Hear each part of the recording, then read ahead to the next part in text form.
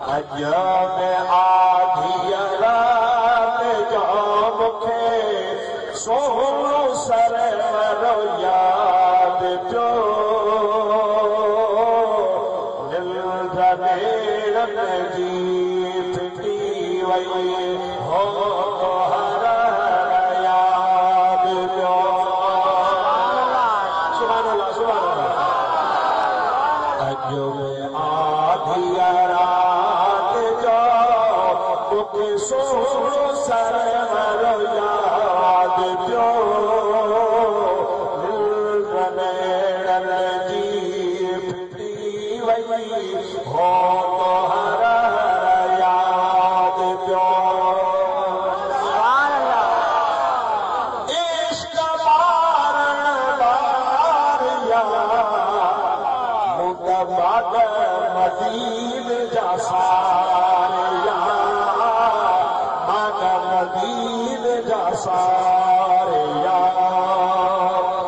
घोड़ा घड़ी किया धारिया घोड़ा घड़ी किया धारिया जो रात रह पर याद पियो निंड नेरन जी फिटी वई हो तो हर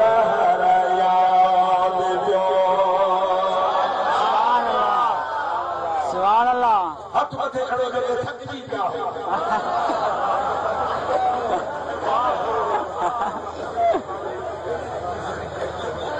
सुभान अल्लाह।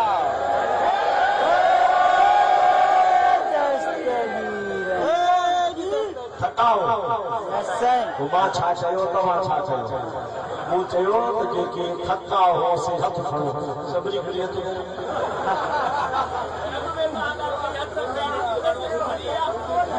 सोचबो आहे त आख़िर छा कंदड़ी तकड़ी कुती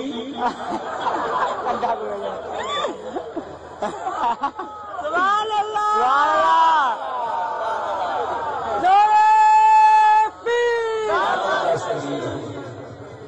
गावण न कजो बाबा गावण न कजो माण्हू थो ॿुधायो मुंहिंजा सोना इश्क उथंदो था चलम जा जोश जेरा था चलम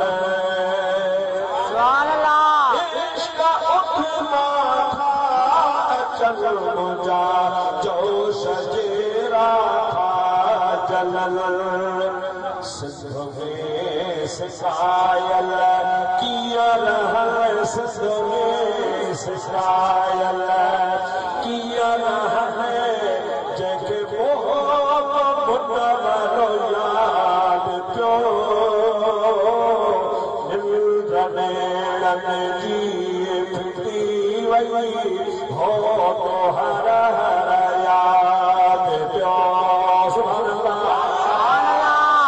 अजब आधी रात जो अजब आधी रात जो मुखे सोहणो सरवरो याद पियो निंड नेरन जी फिटी वई हो तो हर याद पियो। सुभान अल्लाह। हे मौलूद बिन सोहणे जिलानी जो सुभान अल्लाह।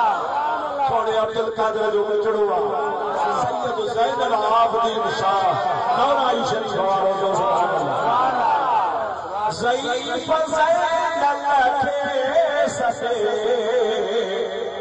छोरो न ॾियो तंहिंखे छॾे सुभान अल्लाह। ज़ईफ़ ज़ैनल खे ससे छोरो न ॾियो तंहिंखे छॾे गोलो वठो पंहिंजो कॾे जीलानी आहे पर पाण खे नबी जे दरवाज़े जो गोलो थो सोचे गोलो वठो पंहिंजो कॾे गोलो वठो पंहिंजो कॾे जंहिंखे हो तो हर हर याद नैनन जी फिटी वई हो तो हर याद दस्तगीर जी दरबार अल्लाह असांजी तव्हांजी दुआ क़बूल करे छॾ मदीने जो सफ़र कराए चओ आमीन चलो तव्हांजो असांजो मदीने जो सफ़र थिए